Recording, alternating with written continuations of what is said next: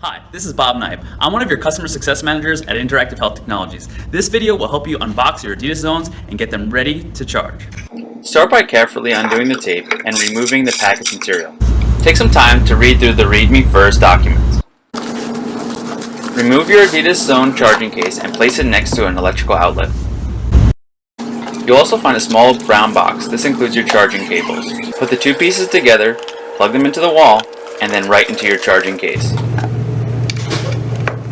Notice how some of the monitors turn on automatically, like in this situation.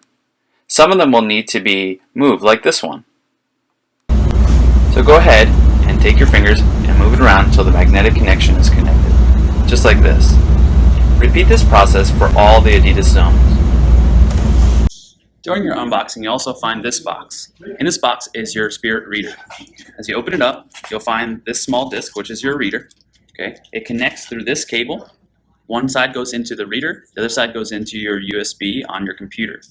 As you complete this step, you'll be one step closer to your training with your customer success manager.